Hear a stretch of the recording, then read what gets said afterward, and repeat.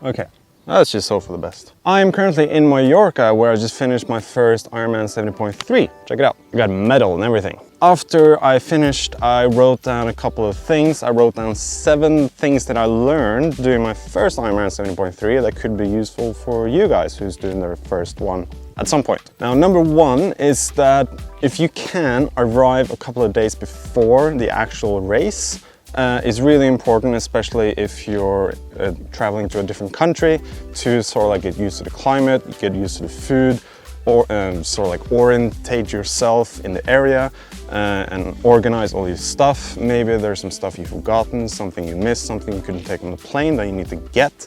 And also there's, especially on the Ironman triathlons, there's a lot of people, tons and tons of people. There's like thousands of people participating, so everything just takes longer. So if you can, arrive a couple of days before.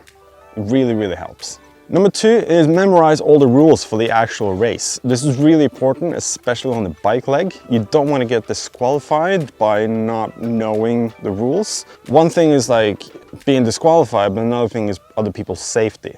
Especially on a bike, like when you're supposed to overtake someone, you're supposed to do it on the left side. So if you're riding without the intention of overtaking people, you're supposed to stay on the right side of the lane.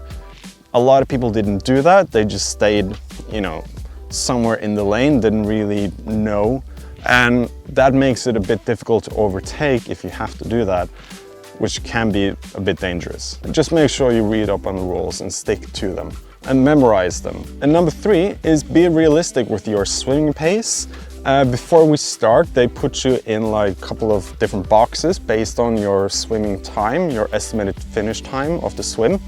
Be realistic with that, because you don't want to be in a box with slower or faster swimmer than you are. That's just going to be really uncomfortable. You're going to end up either bumping into people when you swim, or people are going to bump into you behind you. You're going to create a queue. So you want to be realistic with your swimming pace. Don't think that you're all of a sudden going to shave off like 5 minutes on the swim on the actual race day. Yeah, just be realistic with your swimming pace and with your bike pace and running pace as well. It's really important. Number 4 is have just a small bottle of water and a small towel at T1 when you come off the swim. Just to wash the salt water from your mouth and face. It will help you to stay hydrated throughout the bike, especially if it's really warm. If it's a warm climate you're going to, just rinse off a bit. You're not going to be able to take a shower or anything like that. Getting the salt water off you is really, really helpful. And it dries you off a bit as well. Also, take just a couple of few seconds during T1 to apply some sunscreen. You don't want to wake up the next day with just like the biggest sunburn ever. Number 5 is there are aid stations on the bike leg and on the run. Don't depend 100% on them. Have your own gels, have your own sports drink, have your own water, and have your own nutrition.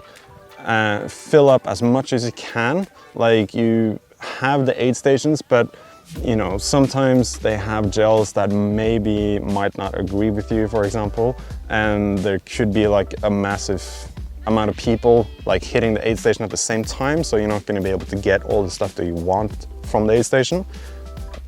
Get as much as you can when you're there, but you shouldn't have to be completely 100% depending on every aid station. I do have to give credit to the aid station because they're really, really good, especially on a bike leg. They gave you bottles of water that fitted your bike. So right before the aid station, you can toss the empty bottle you had and fill up, get a new bottle, put it on the bike and keep going. So you didn't have to drink everything there and then give the bottle back. You can just keep the bottle. So I replaced both my bottles during the bike leg. And I got loads of bananas, but I had my own gels and protein bars. And staying on the topic, number 6 is stay on top of your fueling. It's really, really important. It's easy to forget to remember to fuel. So the gels that I had were 30 grams of carbs. So I would take one every half an hour. And if I felt a bit hungry, I would take a protein bar and get a banana from one of the aid stations. And yeah, it's really, really important to stay on top of it because you're out there for like 6 hours. So fueling, 100%, really, really important. And the last one, number 7, is do your brick sessions. I noticed how incredibly hard it is after doing a 90-kilometer bike to do a half marathon right after.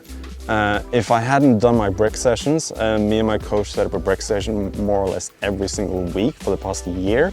If I hadn't done that, if I'd just done my runs and my bike sessions separately and not practiced to run on exhausted legs, I wouldn't survive the run. So the brick sessions are more or less the most important sessions you can actually do during when you're training.